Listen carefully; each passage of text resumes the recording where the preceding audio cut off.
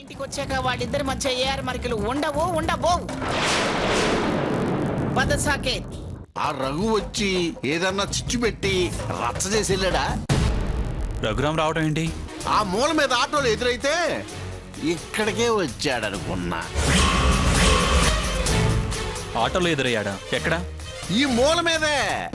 Rascal, వాడి సంగతి చెప్తాను. సాకేత్, నానా సాకేత్, సాకేత్. రఘురామ్ అంటూ అంత కోపంగా వెళ్ళాడు. అసలేం జరుగుతుంది? ఎందుకు అతను కొడుతున్నావు? నా జీవితానికి అడ్డొస్తున్నాడు. గుడ్డిగా నడుచుకుంటూ నిజాలని చూడటం మానేకు.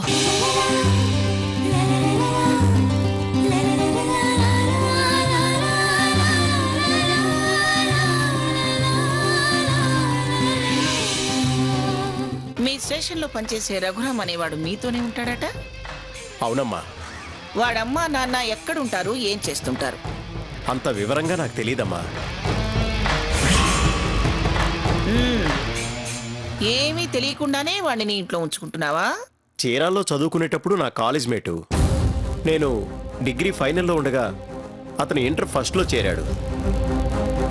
కల్చరల్ ప్రోగ్రామ్స్ ఇంట్రెస్ట్ వల్ల ఫ్రెండ్స్ అయ్యాం. తర్వాత మా ఆఫీస్లోనే ప్రోగ్రామర్గా చేరాడు. ఒక్కడవే కదా, నాతో పాటు ఉండమన్నా ఉంటానన్నాడు. నువ్వు చెప్పేది నిజమే? అబద్ధం చెప్పాల్సిన అవసరం ఏముందమ్మా? అయినా మీకు అబద్ధం చెప్తానా? కనీసం వాళ్ళ అమ్మా నాన్న పేర్లైనా అడగలేదా? వాడి ఫాదర్ టాపిక్ ఎప్పుడు తేలేదమ్మా. ఓసారి అడిగి చూస్తే కులం, గోత్రం, పర్టికులర్స్ అవసరం అయితే వేరే ఉంటానన్నాడు. వాళ్ళ అమ్మగారిని 2 సార్లు మాత్రమే చూశాను. అమ్మ అని మాత్రమే పిలిచాను. పేరేంటని కూడా అడగలేదు. ఇంతవరకు తెలీదు అన్నావు సరే, ఇప్పుడు నాకు తెలుసుకోవాలనిపించింది. ఎలా అయినా వాడి వివరాలు తెలుసుకుని చెప్పగలవా? అడిగితే ఫీల్ అవుతాడేమో అమ్మా. ఫీల్ అవ్వకుండా ఆరతి, వాడికన్నా పైవాడివేగా. ఏదో వంక చెప్పి అడిగి చూడు. ప్రయత్నం చేస్తానమ్మా. ప్రయత్నం చేయడం కాదు,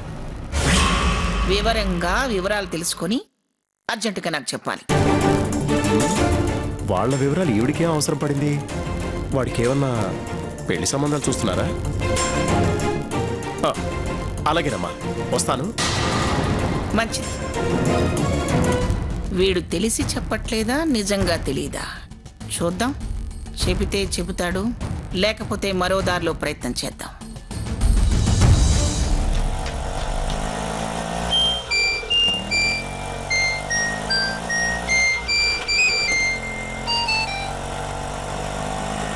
హలో, ఎరా డిశ్చార్జ్ అయ్యావా?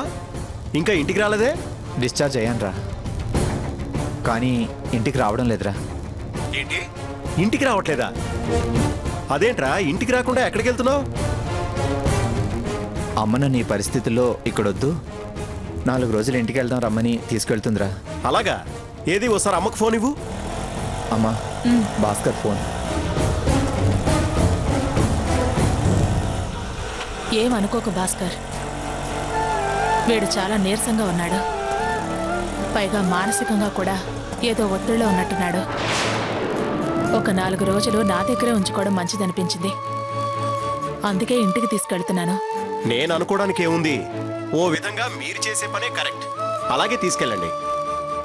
అమ్మా, మిమ్మల్ని విషయం అడుగుతాను, ఏమీ అనుకోరు కదా? ఏంటి భాస్కర్ కొత్తగా మాట్లాడుతున్నావు? నా కొడుక్కి అన్నలా అన్ని విధాలా అండగా ఉన్నవాడివి. నేను తప్పుగా ఎందుకు అనుకుంటాను? విషయం ఏంటో చెప్పు. మంగమ్మ గారి పేరు విన్నారా? ఏ మంగమ్మ గారు? పిఠాపురం మంగమ్మ గారు. మా స్టేషన్లో పనిచేస్తుందిగా సీత, ఆమెని వాళ్ళ మనవడికిచ్చి చేసుకోబోతోందే ఆవిడ. విన్నాను. రఘు 1-2 సార్లు అన్నాడు. ఆవిడ గారు ఓసారి నన్ను పిలిపించింది. నిన్ను పిలిపిస్తే నాకు చెప్పడం దేనికి? ఆవిడ గారు నన్ను పిలిపించిందే మీ గురించి. అంటే కారణం నాకు పూర్తిగా చెప్పలేదు, కానీ రఘు వివరాలు అడిగింది. వాళ్ళ అమ్మ నాన్న ఎవరు ఏంటని అడిగింది. దేనికట? చెప్పలేదు. రఘుకేమన్నా సంబంధం చూస్తుందేమో. వివరాలు తెలియని ఆవిడ సంబంధం ఎలా చూస్తుంది? నువ్వేం చెప్పావు? నాకు రఘు తప్ప మీ ఫ్యామిలీ గురించి ఏం తెలియదు కదా, అదే చెప్పాను. కనుక్కొని చెప్పు అంది. సరే, మేం ఊరెళ్తున్నాం కదా, వచ్చాక కనుక్కొని చెప్తానను. అలాగే, వీలైతే బస్టాండ్కి రా. తప్పకుండా వస్తాను. ఉంటాను. ఆవిడ ఆరాలు తీయడం మొదలుపెట్టింది. విన్నాను. సాకేత్ సీతను వేధించినట్టు ఈవిడ భాస్కర్ వెంట పడుతుందేమో. వివరాలు తెలియదన్నప్పుడు వెంటపడి మాత్రం ఏం చేస్తుందిలే. అంత ఇబ్బంది పడుతున్నాడనిపిస్తే అప్పుడే వచ్చి వివరాలు అందరికీ తెలిసొచ్చేలా చేద్దాం. ఈలోగా సీత పెళ్లి కూడా అయిపోతుంది. ఏమంటావ్?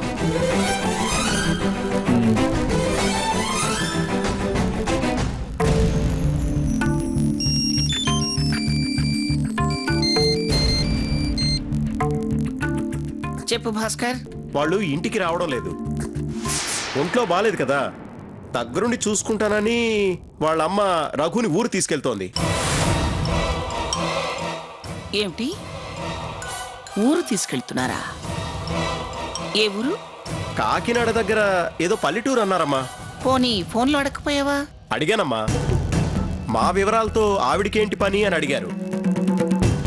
నేనే రఘుకి సంబంధం ఏమైనా చూస్తున్నారేమో అని అన్నాను. ఊరెళ్తున్నాం కదా, వచ్చాక చెప్దూగాన్లే అన్నారు. అయినా రఘురాం గురించి నాకు లేని ఆరాటం వారికెందుకని, అవసరం అనిపిస్తే వచ్చాక కలుస్తామని చెప్పారు. అలాగా, సరే. వాళ్ళు అలా అన్నాక నువ్వు మాత్రం ఏం చేస్తావు? వీలైతే మళ్ళీ ప్రయత్నం చేయి, లేకపోతే ఊరు నుంచి రాగానే నాకు కబురు చేయి.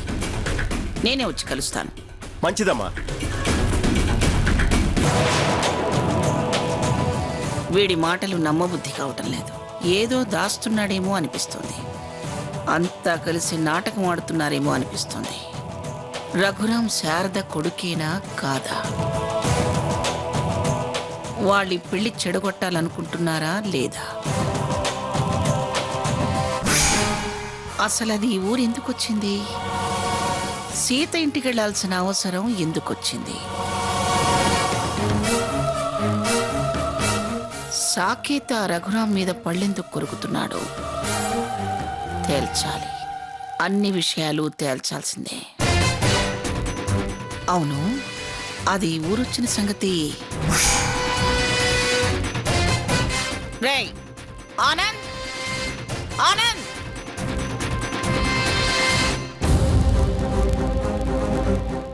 ఏమిటి బట్టలు సర్దుతున్నావు? అమ్మా, ఎక్కడికి? నాకెవరున్నారు అత్తయ్య? నేనెక్కడికి వెళ్తాను? రేపు పెళ్లి మండపంలో కట్టుకోవాల్సిన చీరలు బ్యాగులో సర్దుతున్నాను. ఇంతకాలానికి ముందాలోచనలతో చేస్తున్న పని ఇదొక్కటే. అన్నీ మీరే చూసుకుంటుంటే నేను ఆలోచించేయాల్సింది ఏముంటుంది? సరే, అయితే బయటికెళ్ళు. నేను వీడితో ఆలోచించి తీసుకోవాల్సిన నిర్ణయం ఒకటి ఉంది. అయినా నేను ఆలోచించేది ఏముందమ్మా? అడిగిన దానికి సమాధానం అందించు చాలు. ఆలోచన నిర్ణయం నాది. ఏ ప్రశ్నకి సమాధానం కూడా చెప్పలేవా? అయినా బయటికి వెళ్ళడం దేనికి? నేను అడగటం మొదలు పెట్టాక తెలుస్తుంది. నువ్వు వెళ్ళవే ముందు.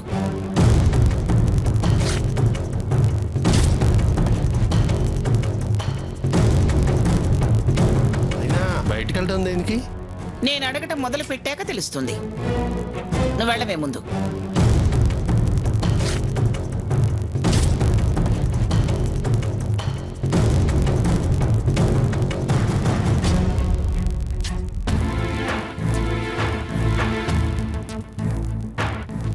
ఏమిటివిడా ఈ మధ్య విడివిడిగా ఎంక్వైరీలు మొదలుపెట్టింది?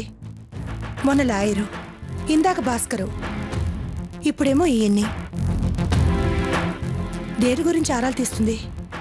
ఈవిడేమో ఎంక్వైరీలు చేయటం, వాడేమో నిప్పులు తొక్కరి కోతల తిక్కతిక్కగా ఉండటం. అసలేం జరుగుతుందో అర్థం కావట్లేదు. చివరికి వీరిద్దరు ఇలా చెరిగి పెళ్లి చెడగొట్టరు కదా. ఏంటో తెలుసుకుందాం అనుకుంటే గోడలోంచి మనిషిని చూసి గర్జిస్తుంది. సరే కానీ ఈవిడ అడిగి వెళ్ళిన తర్వాత ఆయన చెప్పకుండా ఉంటారా? అమ్మా లక్ష్మి, ఏంటి మావయ్య? కప్పు కాఫీ తెచ్చివమ్మా.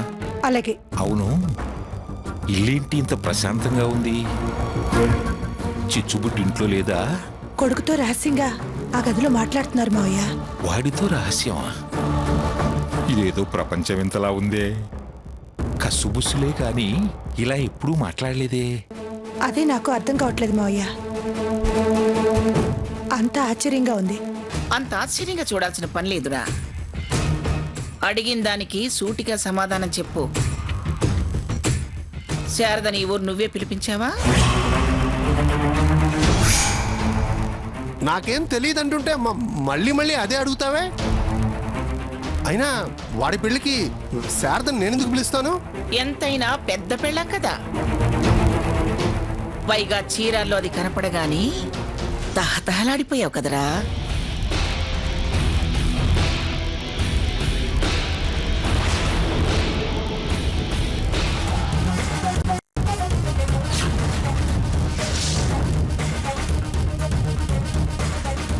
కనిపించింది కాబట్టి తను ఎలా ఉందో అడుగుదామనుకున్నాను.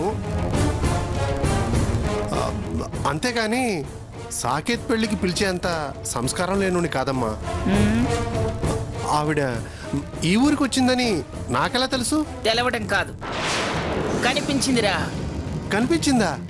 ఎదురు కూడా పడింది.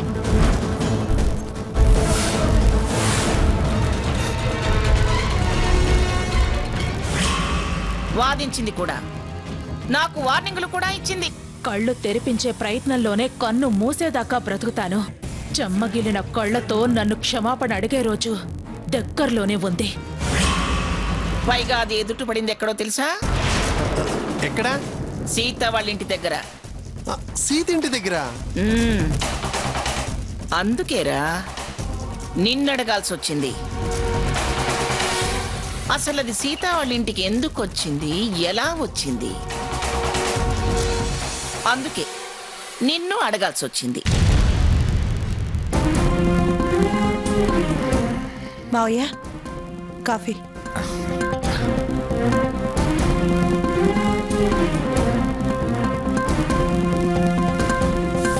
మీరంతా కలిసి ఏదో నాటకం ఆడుతున్నారనిపిస్తుందిరా.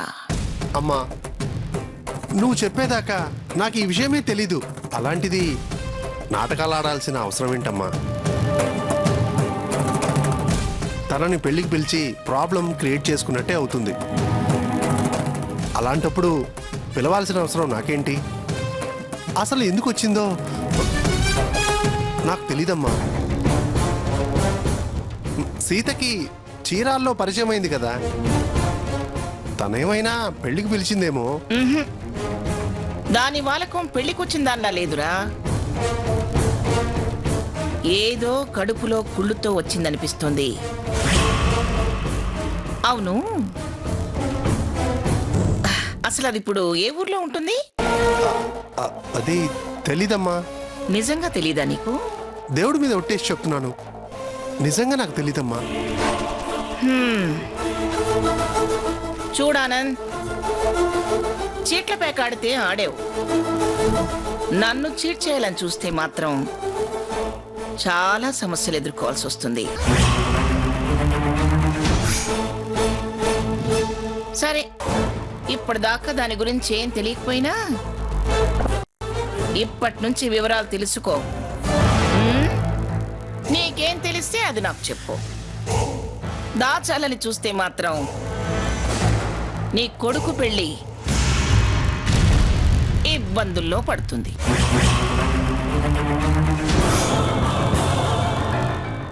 జాగ్రత్త.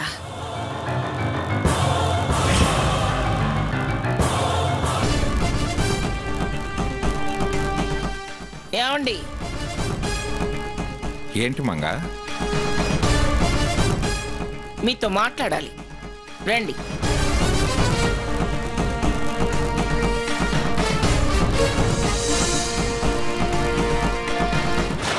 ఏమిటి రమ్మన్నావు? మీతో మాట్లాడాలి, రండి.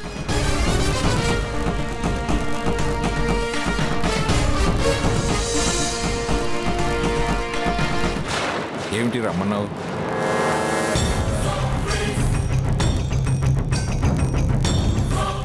శారద ఈ ఊరొచ్చింది. వస్తే అది ఎందుకు వచ్చిందా అని నాకు అనుమానంగా ఉంది. సిటీ అన్నాక 1,00,000 మంది 1,00,000 పనుల మీద వస్తుంటారు. వాళ్ళ గురించి నీ అనుమానాలు ఏమిటి?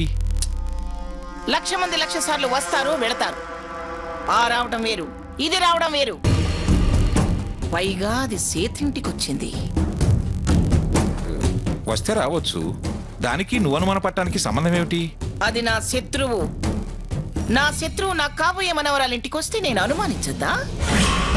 గుమ్మడికాయలు దొంగ ఎవరంటే భుజాలు తమ్ముడుకున్నట్లు నేను తప్పు చేశాను అనుకునే వాళ్లే అలా అనుమాన పడుతుంటారు. అది మామూలుగా ఎప్పట్లా వచ్చినట్టయితే నేను మిమ్మల్ని ఇంత ప్రత్యేకంగా అడిగేదాన్ని కాదు. పెళ్లికి ముందొచ్చింది కాబట్టి ఆరా తీస్తున్నాను. నీకు అనుమానంగా ఉంటే నీ ఆరాలేవో నువ్వు తీసుకో, అంతేగాని ఇందులో మధ్యలో అనవసరంగా నన్నిరికించుకో. చూడండి, నేనెప్పుడూ మిమ్మల్ని ఏమీ అడగలేదు. కానీ ఈ విషయంలో మీరు నాకు కాస్త సాయం చేయాలి. ఏంటది? సీతతో పాటు వాళ్ళ ఆఫీసులోనే ఒక వాగుడుగా పనిచేస్తున్నాడటగా. వాడిప్పుడు భాస్కర్ ఇంట్లోనే ఉంటున్నాడటగా. సీత ఇంటికి కూడా వచ్చెళ్తుంటాడట. నేను ఆ మధ్య వాళ్ళ ఇంటికి భోజనానికి వెళ్ళినప్పుడు వాడు కూడా వచ్చాడట. రఘురామ్ రఘురామ్ అని అందరూ అభిమానిస్తుంటారు వాణ్ణి. కానీ నేను వాణ్ణి చూడలేదు.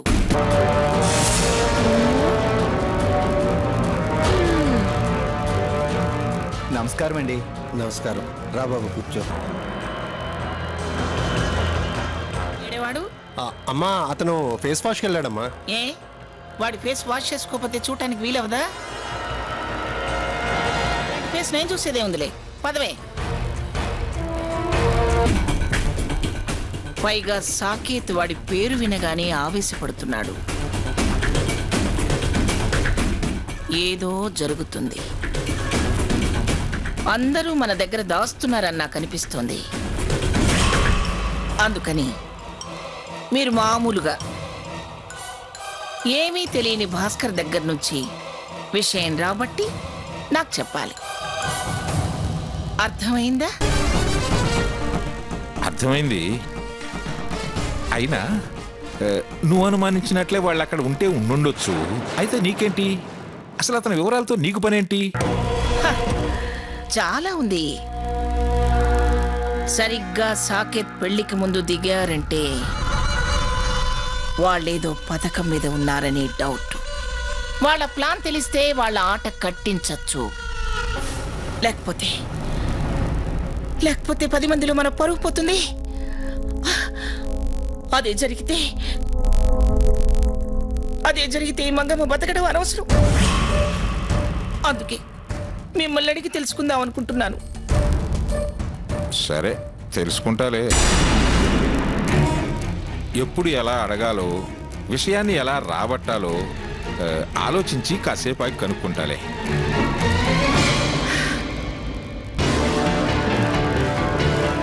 ఎలా తెలుసుకుంటారు? భాస్కర్ నెంబర్ చెప్తాను, ఫీడ్ చేసుకోండి. చెప్పు. 9966.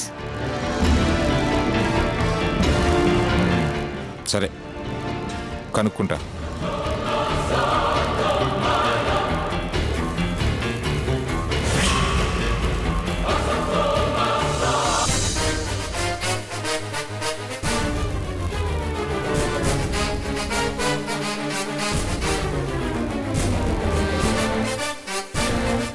ఆటో ఆపు. ఇక్కడే. ఎందుకమ్మా ఇక్కడ ఆపమన్నావు?